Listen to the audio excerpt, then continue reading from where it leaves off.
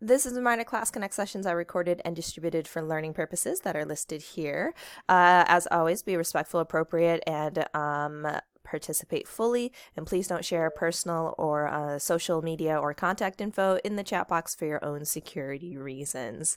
All right, so here's what I want to know. Think back to yesterday. We learned so much yesterday, so let's review something really quickly. So define or describe any of the following. You don't have to do all of them. Just pick one that you feel comfortable with. Go ahead, type on the board. So we talked about scientific method yesterday. We talked about observations, questions, hypotheses, experiments, data analysis, conclusion, independent variable versus dependent variable, graphs, and trend lines. So go ahead, take any of those. Even if you weren't here yesterday, try to think back to what might these words mean. Go ahead, drop those on the whiteboard for me. All right, I'm going to go ahead and start going over these. You can still keep typing up here because I still think there might be a couple of these that are missing. So do your best.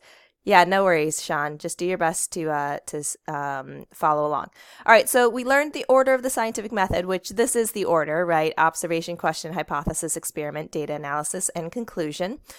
We talked about, this idea of independent is something that you can choose to change yourself, right? So we talked about how the independent variable is what a scientist intentionally changes in an experiment, right? Because independent meaning you choose to do it. The purpose of an experiment absolutely is to test a hypothesis, right? So you have to have a hypothesis first before you can design a good experiment.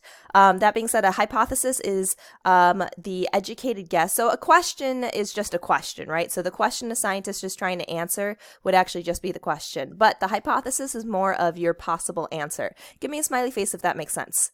Right? So question comes before hypothesis. So question and answer, basically. Let's see here. The conclusion is the end or answer to your experiment, whether or not your data supported your hypothesis. And we do that through data analysis, right? Which we can do with graphing, right? So inspecting, modeling data, trying to find that information that supports your hypothesis. Awesome. Graphs, these are structures that help model relationships between our variables. And dependent versus independent. Yeah, so dependent variables are reliant on independent variables. So dependent variables are the results. Excellent. So it looks like we are pretty solid on all of these things. The only thing we're missing is trend lines. Do you guys remember what a trend line is? Tell me in the chat box. Does anybody remember what a trend line is? Oh God, maybe from Esteban. I see Imani, Nichelle, and Shelby typing. No worries. Yeah, we're going to go over it again today. So don't ever feel like it's a bad thing if you forget something. We've just learned it once, so we're going to keep on working on it. Yeah, so Shelby, a trend line is a straight or curved line on a graph that tries to follow along the data as best as possible so that we can make predictions about data we don't have yet. Give me a thumbs up, everyone, if that makes sense. Thumbs up if that makes sense. So trend line is a line that shows a trend. Yeah, go Shelby. Awesome. Okay. So at this point, we want to make sure that we have our attendance check open. Go ahead, give me those green checks. I've given you some time to make sure you have those open. The start of class word, I've given it to you under the link in the chat box. So that's the answer to number 1 in your attendance check. Go ahead, give me those green checks. Thank you, Elena, Ari, Brandon. Awesome. Waiting on Chris, David S., Donnie, Estella, Jarrett, Jay, green checks, Sean, Taviana. Thank you, Sean. Okay, so just a reminder, if you're ever watching recordings, live class attendance is 10%, and you can only get it if you're actually attending. Sorry, everyone. Thank you. I think she's quite cute. She refused to wear any clothes today, though, so I was putting clothes on her, and she was immediately taking them off. So she's being all sorts of funny today. All right, looking good. So remember, here's my contact information. Got it all up here, email and phone number. Do you guys remember, which do I prefer? Do I prefer text, calls, or emails? Tell me in the chat box. Just trying to remember if you watched the first recording. Yes. So actually, my preference is actually text, then emails, then calls. So much like your generation, calling is my least favorite. But yeah, that looks good. So just keep that in mind. The fastest way to contact me is usually through text. Calls are a little bit difficult because a lot of times you might call while I'm in a meeting or something. So text and emails are definitely a little bit easier for me to get to. Please remember you do get 3 attempts on every assignment. So especially today, you have your first big assignment. This is going to be worth 60% of your grade right now. Okay, so we really want to make sure that we do extremely well on this lab. So if you don't do well the first time, it's not a big deal. Just go ahead and retry it again. Remember, you do get 3 attempts. If you don't do well the second time, I really recommend you come to a support session. We have a support session tomorrow morning, and then you can go ahead and get a little bit of help on that. All right, give me a, let's see here, an LOL face from your smiley face menu, if that makes sense. Go ahead, let me know if that makes sense. Good, good, good, good. All right. Yeah, labs are not bad at in my class. I've had students before in the class right now. They could probably tell you labs. I go over every single step for you, very much in detail. It's definitely not bad as long as you're willing to just follow the stuff I give you. So just meet me halfway. All right, so here we go. I'm going to resend you the grades tab. I know that you've probably heard this a bajillion times from me, but we're going to go ahead and keep on making these announcements just during the first week. But remember, the grades tab does have all of your links to your recordings and assignments. And the reason that is important is because remember, the recordings do have all of the answers and steps for your notes, labs, and exams. So you can get 100% in my class if you are watching each of those recordings and following along and doing what you are supposed to be doing as I ask you in those recordings. Okay. Please remember, Star 360 is 10% of your grade. We enter zeros on the second week, so you still have about a week to make sure you get it done. But as soon as I enter that 0, it's going to bring your grade down by 10% if you haven't done it yet. So please make sure you get that done.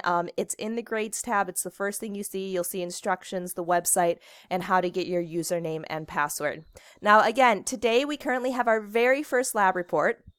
And because there's only one lab report so far, that means this one lab report is actually going to count for this entire green section. And how much of your grade is this entire green section? Tell me in the chat box. So currently this is going to be the entire 1D lab. Yeah, 60%. So again, this lab today is worth 60% of your grade. So it's extremely important that we get it done, because if we don't get it done, your grade is automatically not going to be at a passing grade. Okay, give me a thumbs up, everyone, if that makes sense. I don't enter zeros until I've actually started grading all of them, and that will be around the weekend, so you do have a little bit of time to make sure it gets done. Okay, so it's technically due at 4 o'clock, but you have time, I promise you. Awesome. All right, so we've been talking all about matter and energy. We've taken a look at the relationship between matter and energy. We've talked about the, we've talked about the scientific methods, and we talked about graphing as well. So today we're going to go ahead and begin applying that in our lab. Hi, Tasha. Hi, Leisha. Go ahead and open up your attendance check. The answer to number 1 is in the chat box. So our objective for today, pretty simple. There's only 2 of them. We should be able to design an experiment based on a hypothesis and then graph and analyze the resulting data. Okay, so that's exactly what the scientific method is. So specifically, our lab for today is taking a look at the interaction between matter and energy. And we're going to be using some different types of balls in order to do this. So we're going to be using a golf ball, a rubber ball, and a clay ball to show how matter and energy interact with each other. So we're going to review matter and energy, review the scientific method. We're going to actually do the lab together, and then you'll have some work time for your lab report. We'll review and reflect, and then do our end of class word for your attendance. Okay? So at this point, we are in the live class, so I need you to actually open up your lab report. So I'm going to send you your lab report right now. Okay? And in your lab report, okay, go ahead and click Start Quiz once you click on that link, and give me a green check. So at this point, you should have 2 windows open, attendance and lab. If you've already saved number 1 to your attendance, you can close it for now if your computer can't handle having 2 tabs open. All right. I'm going to try my video again, see if it's not lagging anymore. Good. All right, so go ahead, open up your lab report, green checks. Awesome, Nichelle, you are on top of it. Hi, Asia, go ahead and open your lab report, please. And you are still just in time. I'll go ahead and give you your startup class word for your attendance check too, because you just made it. Excellent. Okay, waiting on green checks from Asia, from, let's see here, Ari. Hi, Jelly, how are you doing? I'm going to go ahead, open up your attendance check as well as your lab. All right, I have both of those links in there as well as the answer to number 1 in your attendance check. And then I need green checks. Thank you, Asia. Need green checks from Donnie, Esteban, Estella, Jarrett, Jorge, Sean. Green checks, everyone. Sorry, it looks like we're still having video issues. I'm going to pause that again. Sorry about that, everyone. All right, perfect. Let's keep on moving here. Okay, so drop and bounce lab. Remember, we talked about the basis of physical science, right? So we've talked about how it's the study of matter and energy, and we've talked about how we can study it using the scientific method. Okay, so today our scientific method, we're going to actually go through it together, and we're going to answer this question of how does the drop height of a ball affect its bounce height? So how does how high you drop something from affect how high it bounces back? Okay, give me a thumbs up, everyone, if that makes sense. I got lots of green checks too. Looks like we've got it open. Perfect. Okay, so let's go ahead and review matter and energy. So we've already learned this definition of matter, that matter is anything made of atoms and molecules that has mass. So again, quickly tell me what's something around you right now that is made of matter. Yes, you are made of matter because you are made up of atoms and molecules. A candle, your laptop. Yes, there are some things that aren't actually made of matter like light, right? But there are many physical things around you. Yes, the door, the phone, the bed, the fan, even the air around you is made up of oxygen, which is a type of atom or molecule. You are made from a star, yes. Okay, now energy, on the other hand, we haven't really talked very much about this, but energy is the ability to do work. So what that means is energy makes a mass move. And when you move a mass with a force, this is what's called work. So energy is just the ability to do stuff to the matter. Okay, give me a smiley face if you understand. Smiley face if you understand. Yeah, and dark matter is definitely a little bit weirder than regular matter. Now, there are many different types of energy. There's electrical energy. Think about how you charge your phone with the outlet. That's electrical energy. There's chemical energy, so the fuel you put in your car, or for example, the Popeye's chicken sandwich that you put in your mouth, which I still have not had, and I'm very upset about. Light from the sun is a type of energy. Thermal energy is the heat from like a fire or from the sun. Nuclear energy is by splitting atoms or changing atoms. We get lots of energy from those. And mechanical energy is the energy of motion and position. So many different types of energy. Yeah, so microwaves count as a type of light energy. Exactly. All right, so I don't know why this notes thing is here. We don't have notes today. Sorry about that. Cool. Oh, there's another one here. I must have just forgotten to delete these. Now, matter and energy will interact with each other. So what this means is, for example, a soccer player is going to hit a soccer ball. And when you hit a soccer ball, what does it do? Tell me in the chat box. Yeah, you should open up your lab report, Esteban, if you haven't already. Yes, when you hit a soccer ball, it begins to move. So what's happening is energy is being transferred from one object, which is the soccer player's head in this case, to the other object, the soccer ball. And so by doing that, you are able to cause the matter to move or change, right? No, I mean it's a football if you're thinking in Spanish, like football. Now, both objects are made of matter, right? Think about soccer player's head and the soccer ball are both made of matter. And so energy is the way that those two types of matter are able to interact with each other. Give me a smiley face, everyone, if that makes sense. Smiley faces, everyone, if that makes sense. Excellent. All right, so let me go ahead and find this video for you really quick. All right, cool. So we're going to go ahead and watch a video up on the whiteboard. Go ahead and give me a green check when you finish watching it. All right, so here we go. It's also in the chat box for you. This is a football, or soccer ball, depending on where you're watching. All the way up the water. It's got a bit more weight to it. Outside of your head. Thanks, yeah, brilliant. I reckon expose the teeth, and I want to see eyes wide open, just so you can get the full extent of skull movement. Ready? Oh, God.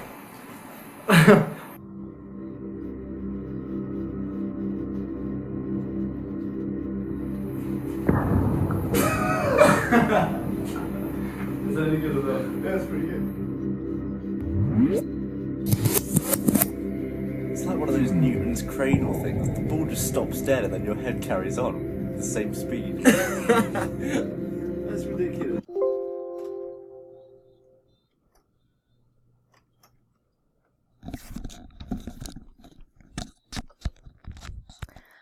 All right, give me a green check if you finished watching that. I want to make sure everyone got a chance to see it. Again, the URL is in the chat box if for some reason that's not working. Awesome. All right, so what did you guys observe? Tell me in the chat box. What are some things that you observed in that video? Right, the slow-mo guys, football to the face. What did you observe? They didn't do enough tests. Yeah, when it's in slow-mo, it definitely looks like he got hit pretty hard, right? I would say that in fast motion or in regular time, it didn't actually look that bad. But yeah, in slow-mo, you definitely saw it, the impact. Yeah, so what did you see happen to his face? What did you see happen to his face as he got hit by that ball? Whoosh, that's a good description. Yeah, his skin moved around. It absorbed the energy from the ball. You could actually see the transfer of energy. You could see all the energy jiggling into his face. Exactly. So remember, that is how energy and matter are interacting. Okay? So here, remember, is our scientific method, right? We make observations, ask questions, form a hypothesis or an educated guess, perform an experiment, gather, analyze that data, and draw conclusions about whether or not we disproved our hypothesis or supported our hypothesis. Okay? So for example, remember yesterday I challenged you to make some paper airplanes. Did anyone do this? Nichelle did this, and these are her pictures. Did anyone else make any paper airplanes yesterday? So Nichelle completed this paper airplane challenge. Very well done. And she created the basic fold, the crosswing fold, and the zip dart fold from the website that I showed you yesterday. And so this is her description. She said that she threw each plane 3 times besides the zip dart, and we'll see why in a moment, and tried to throw when the wind would roughly blow, also on flat land. The basic flew for a bit, then dropped, seemed to get further when the wind was carrying it. The crosswing didn't seem to go very far at first. That's the second one down here with multiple views. But on the third throw, it seemed to reach the furthest distance of them all, and the third plane didn't make it very far, so the zip dart zipped right into the pond. All right, so take a look at this. What was our independent variable, what we chose to change, or the cause or the start of the experiment?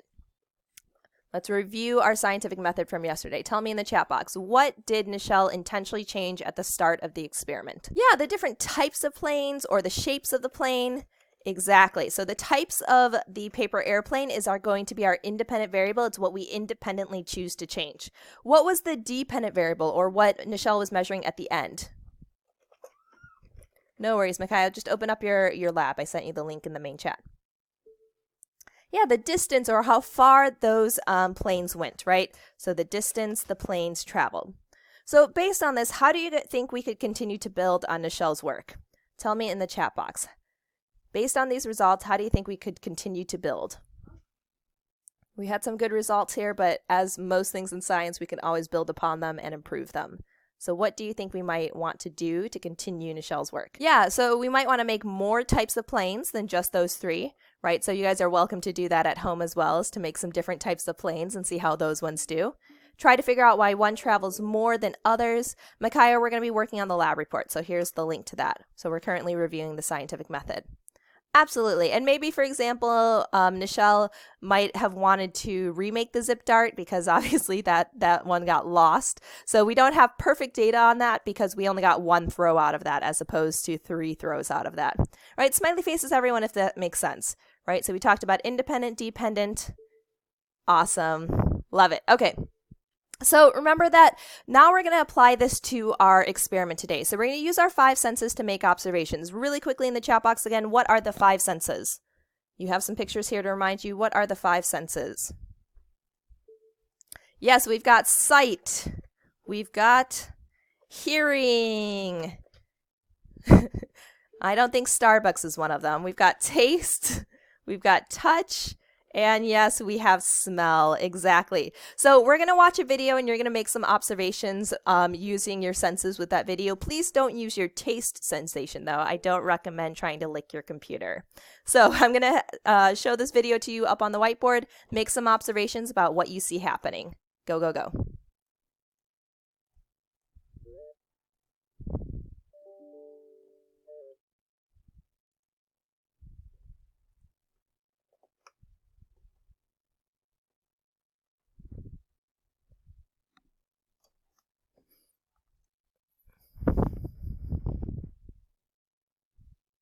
All right, go ahead, give me a smiley face if you finished watching that. Yeah, don't smell it either, that's true. All right, what did you guys observe happening? Tell me some different observations you saw in this video as we were bouncing that ball. Tell me some observations that you saw. And I'm going to go ahead and type them up on the board for us.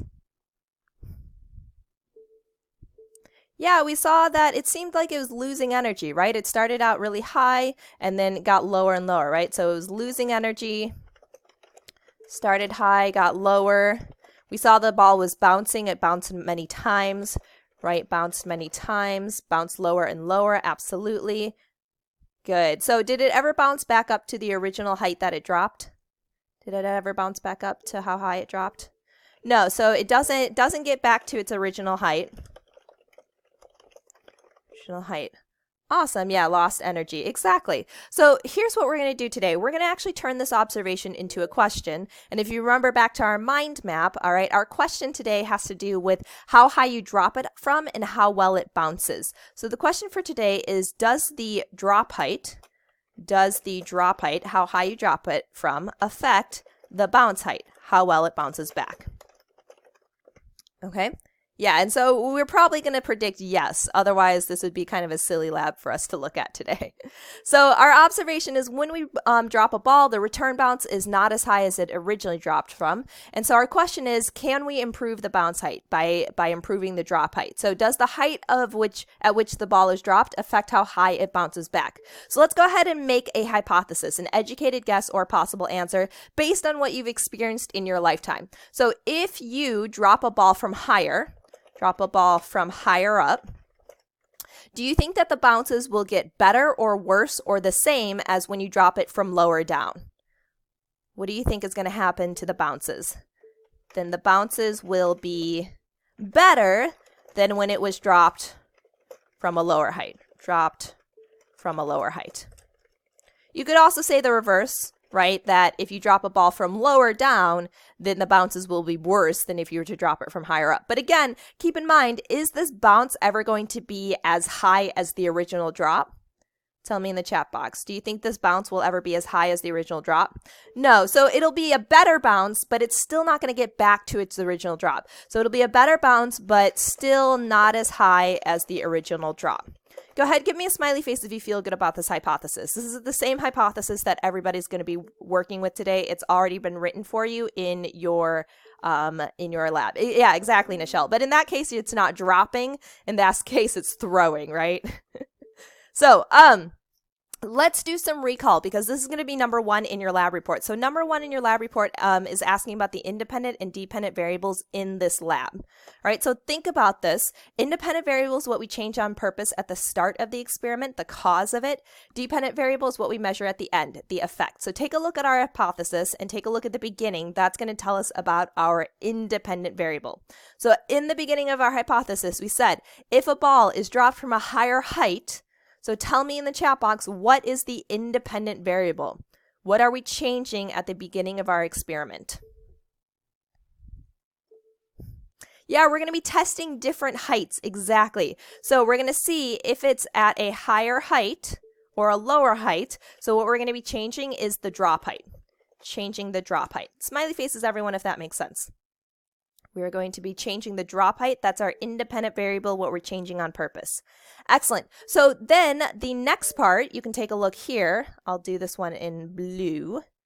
So the next part is our dependent variable. So take a look at our dependent variable here, which is the end of our hypothesis, and tell me, what do you think the dependent variable is? Our end of our hypothesis says, then it will have a better bounce height, but still not as high as the original drop height. Tell me in the chat box, what do you think our dependent or what we're measuring at the end of our experiment is? Yeah, how far it bounces back up, right? So our dependent variable, the end result, the effect is bounce height, right? So drop height has to come first, bounce height has to come next. That's what we're ending with. All right, these are actually both the answers to number 1 in your lab report, and you can copy them exactly as you see them here. So you can copy the words drop height and bounce height into your answers for number 1 in your lab. Go ahead, I'm going to give you 30 seconds to do that. You can also take a picture if you want to finish it later and give me a green check when you've either answered it or taken a picture. All right, get me those green checks. Again, if you're a slow typer, just take pictures. That's what I always recommend. This recording will be uploaded after my next class too, but obviously then you have to wait a little bit. So green checks, Asia, Brandon, Estella, Jelly, Imani, Jorge, Matthew, Micaiah, Mio, Sean, Taviana. Thank you, Taviana. Green checks. Again, we're going over the answers for number 1. I give you all the information you need to get 100% on your lab report. Again, this is 60% of your grade. It's 100 points. We got to make sure we do it well. Excellent. All right. So here's what I want you to think about. Let's do a quick brainstorm. On the whiteboard, I want you to think about what kind of materials or structures make a ball bounce well. Think about every sports ball that you have ever played with. Think about bouncy balls, basketballs, soccer balls, tennis balls.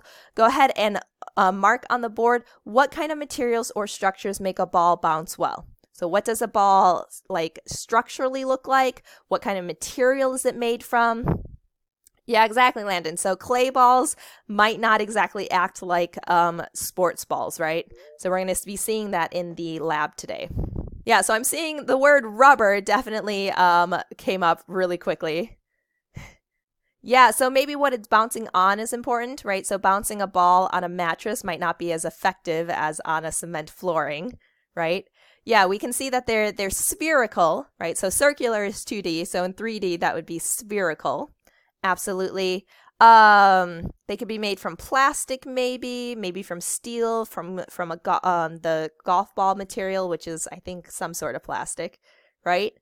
Excellent. Yeah, you need gravity in order for things to bounce. Very good. Now, what I want you to think about is a basketball, a soccer ball, a football, a tennis ball. If you were to cut them in half, what would you notice about the insides of all of those? If you were to cut them in half, what would you notice? Yeah, they're bouncy on hard floors. Exactly, Ari. Yeah, they're hollow and they're filled with air, right? They're not technically empty because empty would be there's nothing inside of them. There is actually air inside of them, which is why like you have to pump them up with air. Yes, exactly, Esteban. It's a surprise. Yes, the thickness can be different, right? So a tennis ball has a really thick outer shell, whereas a basketball has a much thinner one. Absolutely. Good. So these are all good things. So what we're going to be doing in our lab is we're actually going to be testing 2 different variables. So first, we're going to be testing how does drop height affect the bounce height of an individual ball? And second, we're going to test how does the material affect the bounce height for different balls, okay?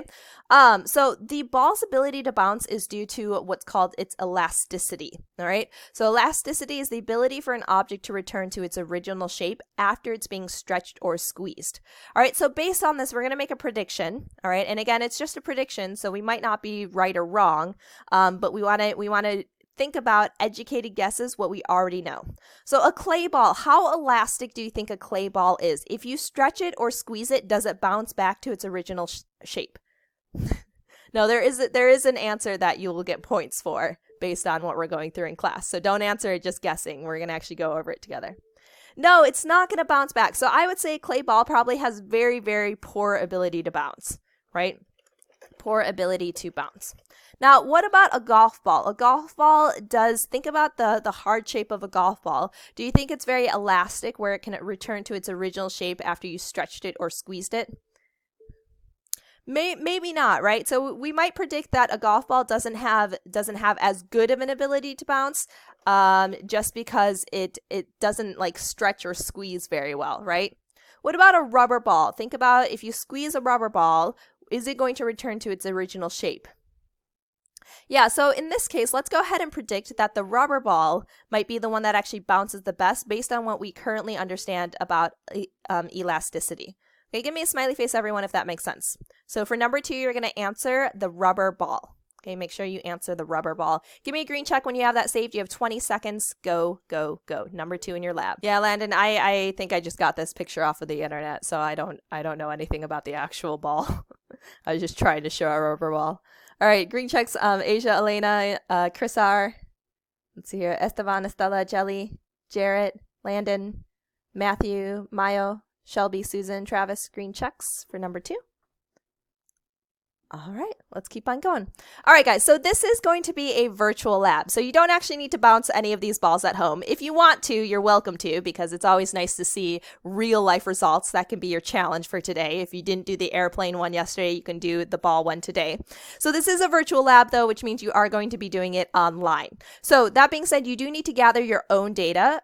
I'm going to be giving you an instructional video that goes over every single step. And I do give you some examples of data, but most of it is fake data, so please don't copy my data. Give me a thumbs up if you understand, agree to that. Do not copy my fake data, because it'll look really, really dumb when I grade it, because my fake data is completely wrong. Good.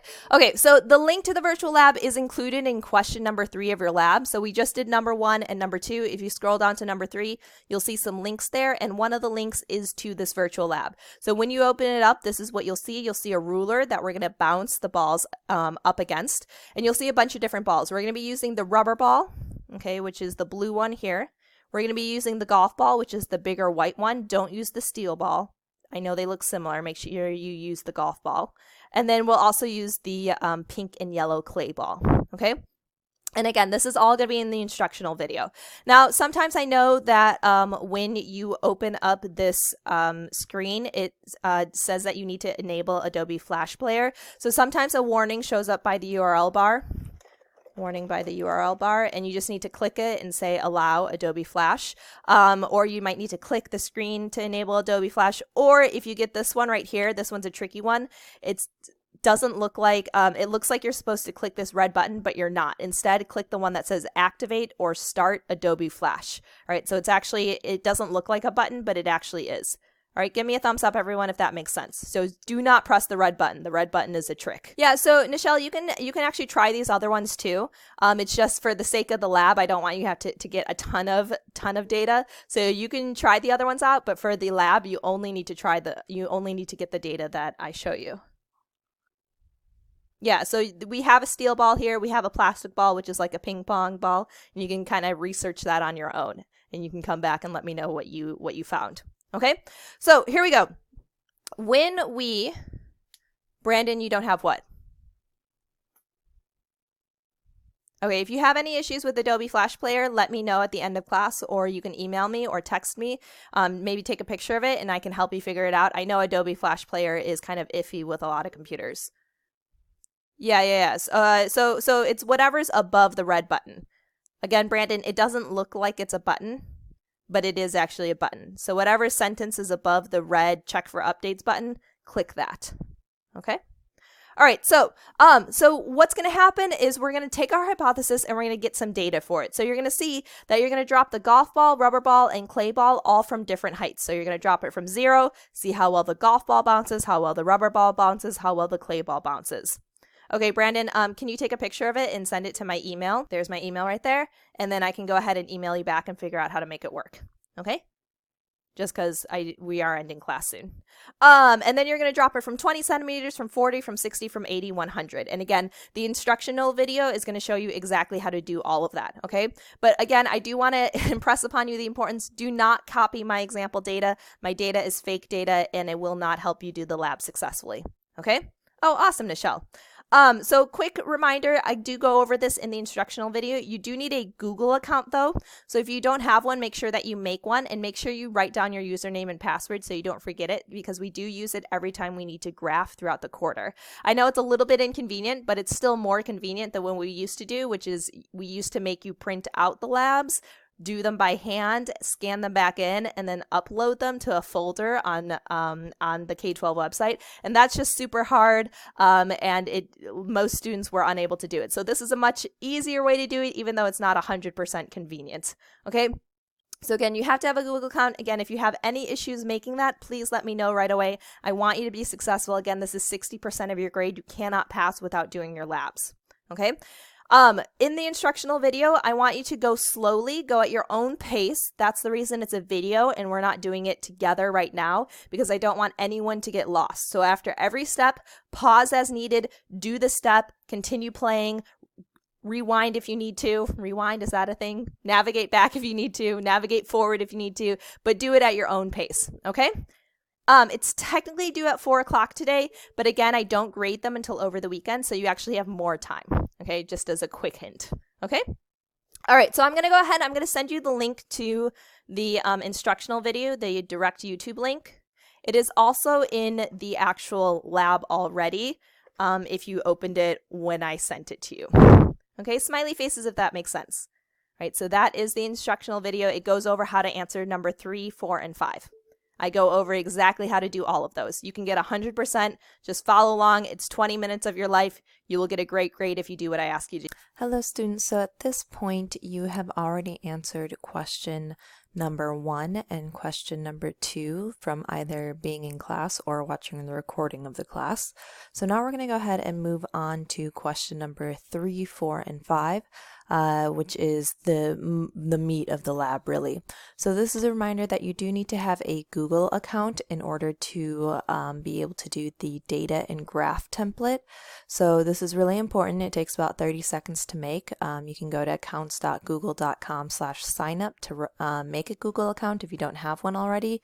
Make sure that you write down your username and your password because we do use this all quarter long, the entire quarter. Every time we need to make a graph, we need to use our Google account. So just make sure you have that. So what you're going to do is as you're watching these instructions, after every step, please just pause the video, complete the step on your own lab report, and then continue playing. So make sure just go slowly, go at your own pace. You don't have to rush through it. Pause as often as you need to. So I'm going to go ahead and show you now how we are going to do question number 3. So in question number 3, we need to open up both of these links right here. So you can see that there's the link to where we're going to actually do the experiment. So if you click on that, you'll see here's the link right here. And this is where we'll actually do the drop and bounce experiment. We also need to go back and we also need to open up the template where we're actually going to enter our data and do our graph. So click on that. And once you click on that, it's going to ask you to make a copy. And so once you click on the template link, you're going to confirm that you want to make a copy. And the first thing you're going to do as it pops up is you'll see up at the top it says copy of the lab, type your name here. So you're going to go ahead and click up there and then type your first and last name. So mine, for example, would be Mrs. Larkin. Don't type Mrs. Larkin, please write your name. That just makes it a lot easier for me to grade and to make sure that I don't accidentally make mistakes while I'm grading your lab and accidentally give points to a different student. So make sure to type your name up there. Then what we're going to be doing is we're going to be typing our data into this area right here. So you'll see a pink column, green column, and a blue column. Now the cool thing about this is that as you type your data, the graph will automatically update, so you don't need to do anything to this graph. You shouldn't do anything to this graph because if you change it, your data won't show up correctly. So this is really nice. Just you're going to be filling this in and we'll see that this auto populates. Some quick reminders. So you'll see the link to the lab right here as well, but again, this is the same link. But some quick reminders, please don't copy the data that I'm going to be gathering in this recording. You should be gathering your own data and it might look similar, but it's not going to be exactly the same. So please don't copy my data that I get here. Only type numbers up here. Please don't type any units. So the golf ball, these all are going to be in centimeters. Sorry, I should correct that on the template. That'll be fixed by the time you guys are doing this. So you don't need to say centimeters again in the boxes because it already says it in the title. So again, only type numbers in here. If you try to type letters in here with your numbers or units, your graph won't update and it'll look really weird. So only numbers in the pink, green, and blue boxes. And then make sure that when you are done typing in your last data point, press enter or click outside of the box so that it actually saves your number. Otherwise, you're going to lose points because if you leave your mouse on this last box, then it doesn't save it and I won't be able to see your number there. Okay, all right, so let's go ahead and actually get started on gathering our data. So remember, we're gathering data from different drop heights. We're going to drop the golf ball, rubber ball, and clay ball, all from these different drop heights, 0, 20, 40, 60, 80, and 100 centimeters. And then we're going to see how high do they bounce back on their first bounce. And that's what we're going to record in each of these. So we're going to do golf ball first, then rubber ball, then clay ball. Let me go ahead and grab this right here. We're going to go ahead and start taking a look at that. So I'm going to actually go like this to make it a little bit easier to see. Okay, so here we go. So I'm going to go ahead and click begin the lab. And then you can choose whichever color gloves that you want and click start. Okay, so here's the lab. You'll see a nice ruler over here. You'll see an identification key of what the different types of balls are. Again, we're going to use the rubber ball, which is the big blue ball here. We're going to use the golf ball, which is the big white ball. Please do not use the steel ball. The steel ball is the gray one. They look similar, but you want to use the bigger white one. And then we're also going to use the clay ball, which is the yellow and pink ball right here. Okay, so that looks good. So we're going to go ahead and start off with our golf ball. Now for this, you might want to zoom in. So let me go ahead. I'll show you. If you hover over the top, you can zoom in just so that you can see everything really well. So the first thing that we're going to do is we're going to drop the golf ball from 0. Now when you measure this, you always measure from the bottom of the ball. So the bottom of the ball is starting at 0, and when I drop it from 0, it stays at 0, right? So obviously this is not really a drop. So for the golf ball, when it's at 0, it just stays at 0. So our first data point for the golf ball is going to be 0. Then from there, we're going to go ahead and pick up the golf ball. We're going to line up the bottom of the golf ball with 20 centimeters, because you can see here 20 is the next drop height I need to do. So we're going to line it up the bottom at 20 centimeters, let it go, and see where the bottom bounces up to on the first bounce. So my first bounce, it might have been hard to see, but for my first bounce, it looks like it went up to 13. Okay. And then we're going to go ahead and you might need to zoom out a little bit more. And you're going to do the same thing all the way from 40. So you're going to line up the bottom of your ball with 40 and then drop it and see how high it goes to looking at the bottom of the golf ball. So I'm going to drop that. And for me, that looks like it went up to about 22. Okay, so that's what I would put for my golf ball there. Keep in mind, if you need to zoom in more or less, you can always zoom in using your actual browser zoom. There's usually a settings button up here that you can zoom in and out with, in addition to zooming in and out in the actual window.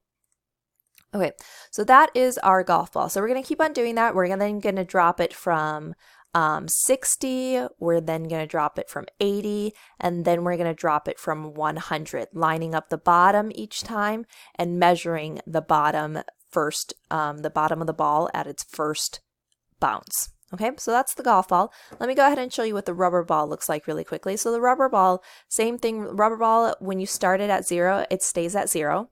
So I'm just going to click 0 right there. Okay. And then I'm going to go ahead and line up the bottom of the rubber ball at 20.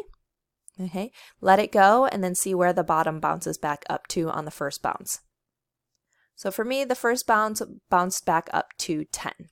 Oops, 10. Awesome.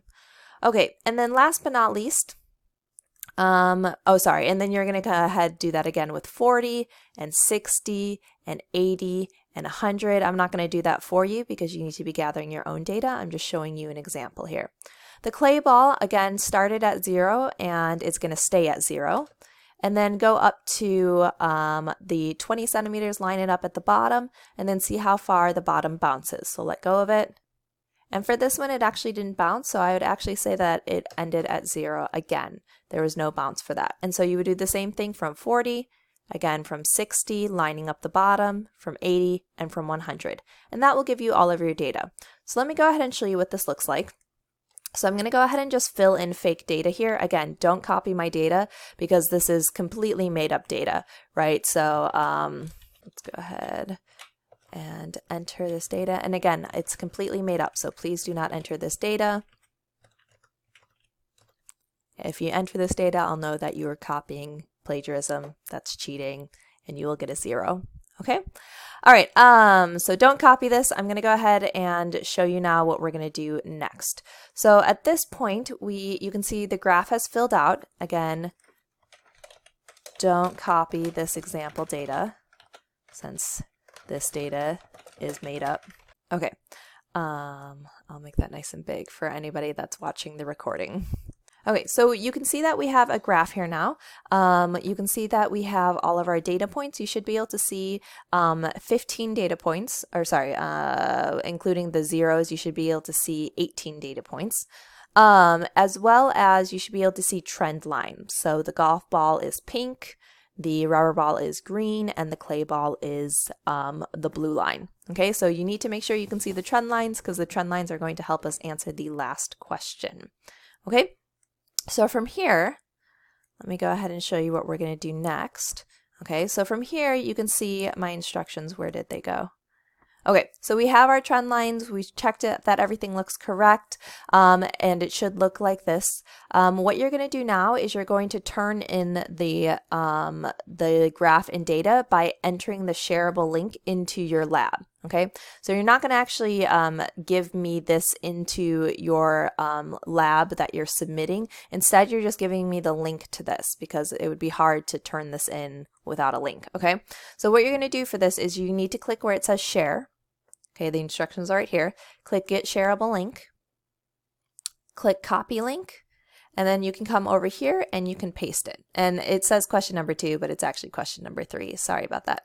And so you can right click and paste. You can also, if you're using a PC to paste it, you can do Control V after it's been copied, or if you're using a Mac, you can do Command and V in order to paste it.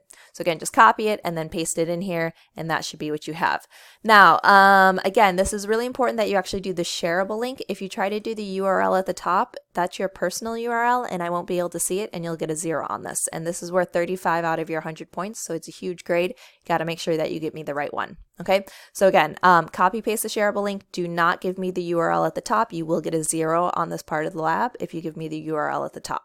Okay, so that's all you need to do, and then number 3 is all done. So just the shareable link needs to be in there.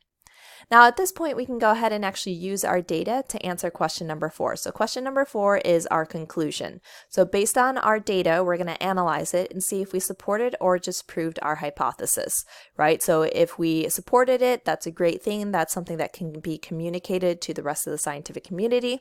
If we say no, then that means that we need to go back and change our hypothesis and repeat the process that we did.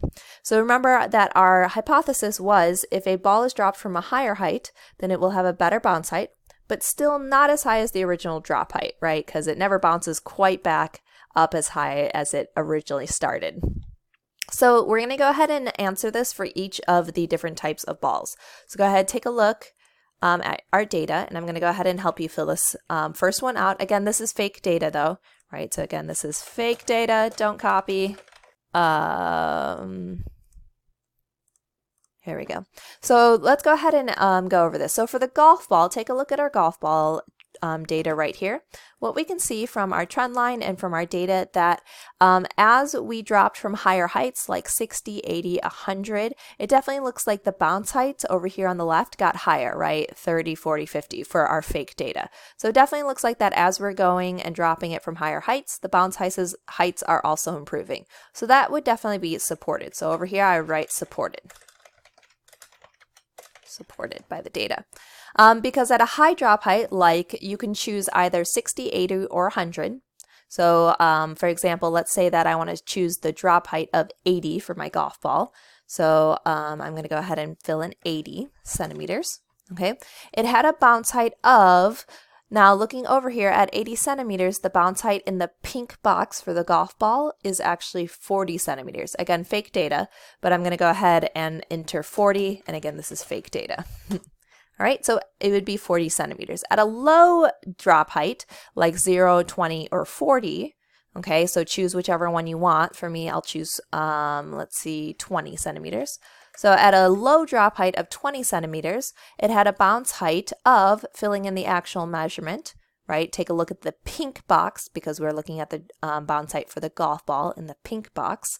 The actual measurement for me was 13 centimeters. And again, that's fake data, or at least it's teacher data, so don't copy it. Okay. This proves that at high drop heights, like 80, this results in better or the same or worse bounce heights than low, right? So at a high drop height, like 80, the golf ball bounced all the way to 40 in my fake data. In the low drop height at 20, it only bounced to 13 in my fake data. So for my fake data, this shows that the high drop heights actually have better bounce heights than the low drop heights, which hopefully we're seeing this for most of our balls here, because that is what we predicted in class based on what we've been learning. Okay, so that being said, for the rubber ball, okay, we would go ahead and do the same thing, but with the green data. Okay, so you would say, is it supported or disproved? So take a look as you are bouncing from higher and higher drop heights. Think about it, are these numbers increasing? Is this line right here going up, right? That would be supported. If it's not doing that, then you're disproving your data. And then say at a high drop height, right, like 60, 80, or 100, tell me then what was the actual measurement in green. Okay, again, use real data. And then same thing with the low drop heights, right? So 0, 20, 40, go ahead and tell me the actual measurement, which would be here in green. Okay, and based on that, you should say if the high drop heights had better bounces, the same bounce, or worse bounces than the low drop heights. Now the clay ball, same thing, supported or disproved. Go through all of that. Now I do want to give you a hint for the clay ball. You'll notice that from our first drop, it didn't bounce. And with the clay ball, I would say that for a lot of the times, it's probably not going to bounce really well. So even, I can show you here, just as a quick hint, even with dropping it from 100, it still actually doesn't bounce.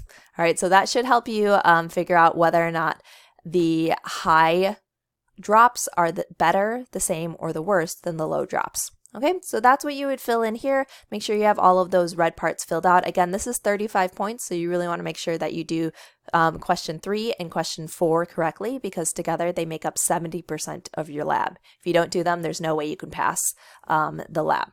Okay, now the last question that we're going to do is we're going to use the trend lines that we have in our graph, because remember, trend lines allow us to make predictions, right? So we talk about that here. So using our trend line, we're going to predict what would be the bounce height of the rubber ball if you dropped it from a height of 120 centimeters. So again, based on your trend line, you can actually follow the trend line, and even though you've never measured at that point, you can still make an accurate prediction based on the data we've already gathered.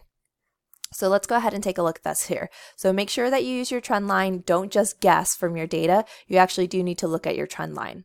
Okay, so I'm going to show you how to use a trend line in case you don't remember from class. All right, so when we do this, what we're going to do is if the rubber ball, which in this case is the green line, so you're going to be looking at this green line right here, you're going to go ahead and take a look at what would happen if you dropped it from 120 centimeters. So here's 120 centimeters at the drop height side. And then what you do is you're just going to draw, or you're just going to look up until you hit your green rubber ball line. And once you hit that line, you're immediately going to go and look to the left at the bounce height side. So for example, right here, what I'm seeing in my fake data is that this is halfway between 30 and 40 centimeters. So I predict that it would have maybe a bounce height of 35, right? So I would say 35, but again, that's fake data, and I can guarantee you that this is not even close to correct. So make sure you actually are measuring this and getting correct data, because this is extremely bad data. All right, so you would go ahead and fill that in though, based on your trend line. Okay, and from there you have everything done. You can go ahead and submit. All right. Actually, sorry, yeah, let me go back to this. I'm just going to add. All right, good. So you can submit here and then submit again to confirm it. Okay. All right. And that is all the instructions that you need in order to finish the rest of the questions in the lab. All right, thanks so much, everyone, and I will see you later. You do. Just meet me halfway.